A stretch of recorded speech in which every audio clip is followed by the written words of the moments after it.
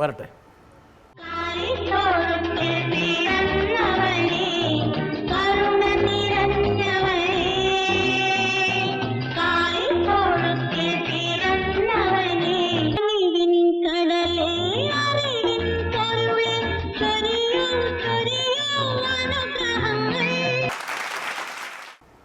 എങ്ങനെ തപ്പിയെടുത്തു മനസ്സിലായോ നിങ്ങൾക്കൊക്കെ? ഇവിടെ കിട്ടിയോ? ഇവിടെ എൻ്റെ ഒരു ഫ്രണ്ടിനെ ഇത് കണ്ടിട്ട് ഞാൻ പറഞ്ഞിട്ട് മനസ്സിലായതേ ഇല്ല, എന്നെ കണ്ടുപിടിച്ചേ ഇല്ല. എനിക്ക് തപ്പിയെടുത്തു. ഇതൊക്കെ ജീവിതത്തിലെ വലിയൊരു സൗഭാഗ്യമല്ലേ ഉർവശി? ഞാൻ ആദ്യമായിട്ട് ക്യാമറയിൽ നിൽക്കുന്ന ഇതാണ്, ജീവിതത്തിൽ ആദ്യമായിട്ട് ക്യാമറയിൽ നിൽക്കുന്ന ഇതാണ്. ഇത് കണ്ടപ്പോൾ ഒന്ന് ഹൃദയത്തിലൊരു തരിപ്പുണ്ടായോ?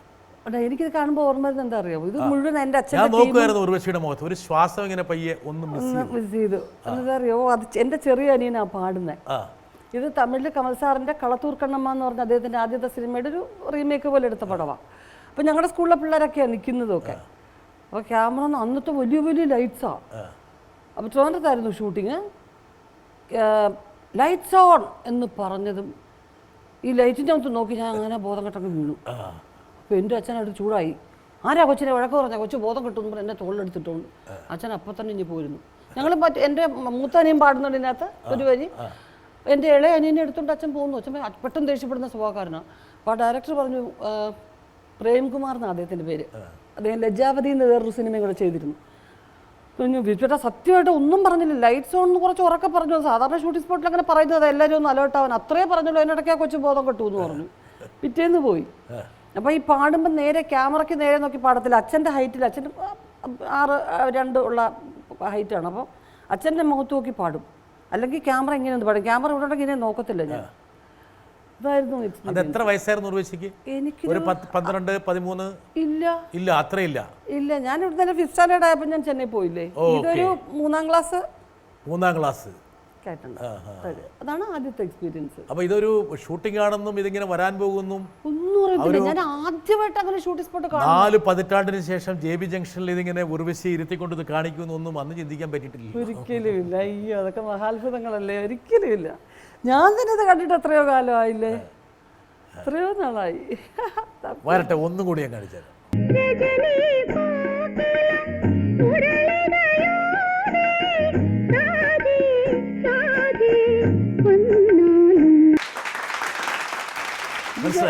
ഇത് ഞങ്ങൾ ചെന്നൈ താമസമാക്കിയതിന് ശേഷമുള്ളത്. അതിൽ ഞാൻ കൃഷ്ണനും കൽപ്പന ചേച്ചി രാധയും ഉർവശിയും കൽപ്പനയും കൂടിയുള്ളൊരു നൃത്തമാണ് ഉള്ളതാണ്. ഈ പിള്ളേർക്കെല്ലാം അത്ഭുതമായിരിക്കണം.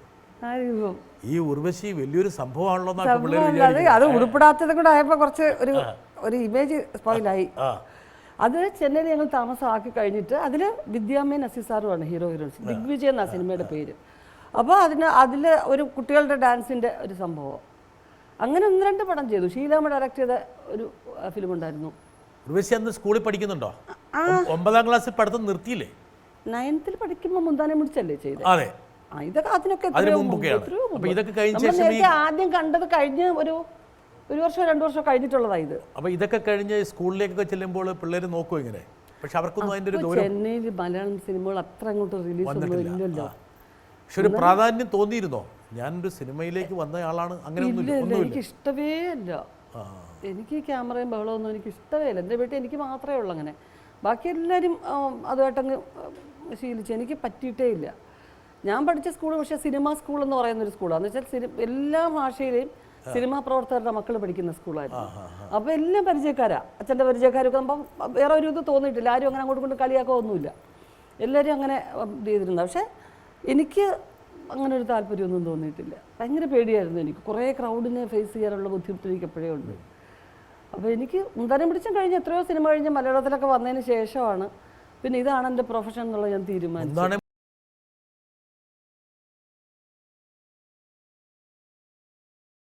മുടിച്ചിന് മുമ്പ് 1-2 സിനിമകളിൽ അഭിനയിച്ചിരുന്നല്ലോ അല്ലേ? ആ സിനിമ പക്ഷെ പിന്നീട് റിലീസ് ചെയ്യാനൊക്കെ വളരെ വൈകി. ഒരുപാട് വൈകി. 1 വർഷത്തിന് മുമ്പ് ഒരു സ്കൂൾ സബ്ജക്റ്റ് ഉണ്ടായിരുന്നു. അതിലൊരു സ്റ്റുഡൻ്റ് ആയിട്ട് ഒരു പടത്തില് കാർത്തിക്കിന്റെ കൂടെ അഭിനയിച്ചിരുന്നില്ലേ? ആദ്യം മുന്താനം പിടിച്ചൊക്കെ ഏകദേശം ഒരേ സമയം അത് ഷൂട്ട് ചെയ്ത് കഴിഞ്ഞിട്ടാണ് മുന്താനം പിടിച്ചത്. അപ്പോൾ ആ ഫിലിമിന്റെ റഷസ് ഇട്ട് കാണിക്കാൻ പറഞ്ഞപ്പോൾ AVM ഇട്ട് കാണിക്കാൻ പറഞ്ഞപ്പോൾ അതൊരു പഴയ പ്രൊഡ്യൂസറായിരുന്നു. അതിൽ രേവതിയുടെ husband Suresh Menon first camera, Balaji സാറിൻ്റെ യൂണിറ്റാണ്. ആ സെറ്റിൽ മഹാ കച്ചറയായിരുന്നു ഈ ഉർവശി എന്നാരോ പറയുന്നത് കേട്ടു. അവിടെ മൊത്തം കുഴപ്പമായിരുന്നു. ഇഡലി പിടിച്ചില്ല എന്ന് പറഞ്ഞ് വെള്ളം ഉണ്ടായിക്കൊണ്ടിരിക്കുകയായിരുന്നു. അയ്യോ അങ്ങനല്ല, എനിക്കെന്താ എന്തെങ്കിലും കാരണം പറഞ്ഞ് എന്നെ ഇവർ പറഞ്ഞു വീട്ടിൽ പോകണം. അതാണ് നമ്മുടെ പ്രശ്നം. അതെ, അതിന് വേണ്ടിയിട്ട് ഓരോ കാരണങ്ങൾ ഞാൻ ഉണ്ടാക്കും. അപ്പൊ കാർത്തിക് ദൂരെ, അദ്ദേഹം ഭയങ്കര ഹീറോ. അപ്പോൾ അദ്ദേഹം ദൂരെ നിന്നിട്ട് വേറെന്തോ അസിസ്റ്റന്റ് ഡയറക്ടേഴ്സൊക്കെ ചിരിച്ച് സംസാരിക്കുമ്പോൾ എന്നെ ഇടയ്ക്ക് ഇങ്ങനെ നോക്കും. അപ്പം ഞാൻ എന്നെപ്പറ്റി എന്തോ പറഞ്ഞ് ചിരിക്കുകയാണെന്ന് പ്രശ്നം ഉണ്ടാക്കിയിട്ട് ഞാൻ വീട്ടിൽ പോകണമെന്ന് പറയും. എന്നെപ്പറ്റി ഉടക്കിന്റെ തുടക്കം അന്ന് തന്നെ ഉണ്ടായിരുന്നു. എന്നെ പറഞ്ഞു വിടാൻ വേണ്ടിയിട്ടാണ്, എന്നെ പറഞ്ഞു വിടാൻ വേണ്ടിയാ. അപ്പോൾ ആ ഡയറക്ടർ സീരിയസ് ആയിട്ട് കാർത്തികിനെ വഴക്ക് പറയും. അപ്പോൾ അതൊക്കെ ചുമ്മാതെ എന്നെ പറ്റിക്കാനായിരുന്നില്ല, എനിക്ക് ഇപ്പോഴാണ് മനസ്സിലാവുന്നത്.